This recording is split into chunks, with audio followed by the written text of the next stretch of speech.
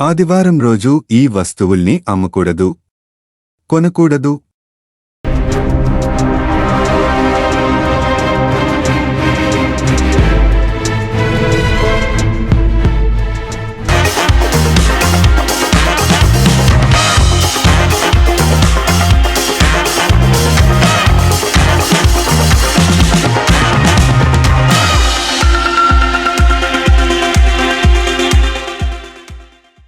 హిందూ మతంలో ప్రతిరోజు ఆయా దేవతలకు అంకితం చేయడం జరిగింది.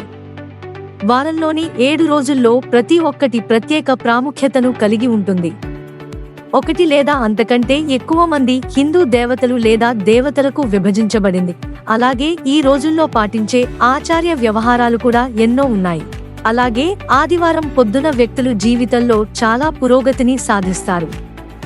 అన్ని సమస్యలను తొలగిస్తాడని, ఇంట్లో సుఖ సంపదలు ఉంటాయని విశ్వాసం.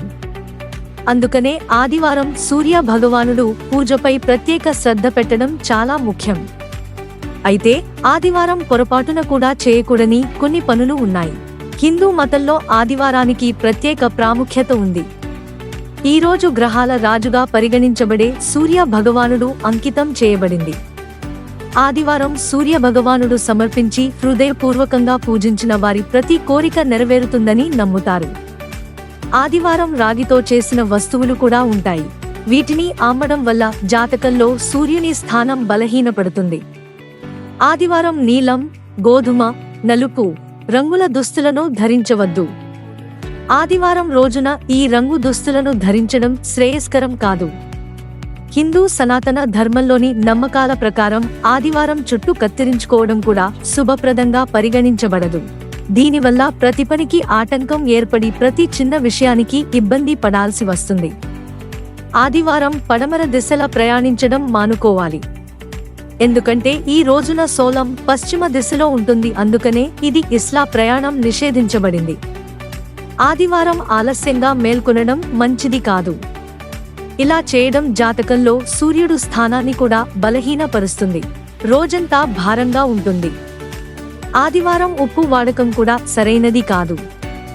దీంతో ప్రతి పనిలో ఆటంకాలు ఏర్పడతాయని నమ్ముతారు. ఆదివారం నాడు ముఖ్యంగా సూర్యాస్తమయం తర్వాత ఉప్పును తీసుకోవడం శ్రేయస్కరం కాదు. బుధవారం రోజు పొరపాటున కూడా ఇవి ఇంటికి తేకండి. హిందూ మతంలో వారంలో ప్రతిరోజు ఆయా దేవతలకు అంకితం చేయడం జరిగింది. జీవితంలో విఘ్నాన తొలగించే గణపతిని బుధవారం నాడు పూజిస్తారు. ఈ రోజున గణేశుని పూజించడం వలన జీవితంలో అన్ని అడ్డంకులు తొలగిపోయి అంతా శుభమే కలుగుతుందని విశ్వాసం. జాతకంలో భూతగ్రహ స్థానం బలహీనంగా ఉంటే జీవితంలో అనేక సమస్యలు ఎదుర్కోవాల్సి వస్తుంది. బుధుడు స్థానాన్ని సరిచేయడానికి కొన్ని విషయాలను తప్పక గుర్తుంచుకోవాల్సి ఉంటుంది. జాతకంలో బుధుడు బలహీనంగా ఉంటే బుధవారం నాడు పొరపాటున కూడా కొనుగోలు చేయబడినవి చాలా ఉన్నాయి.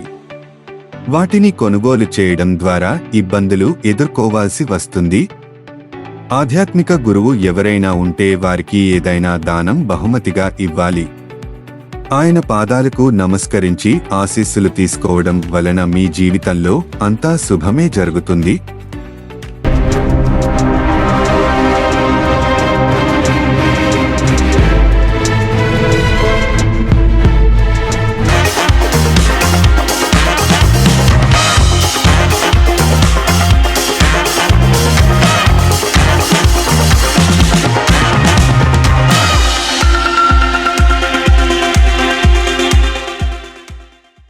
If you like the video, please like us and subscribe.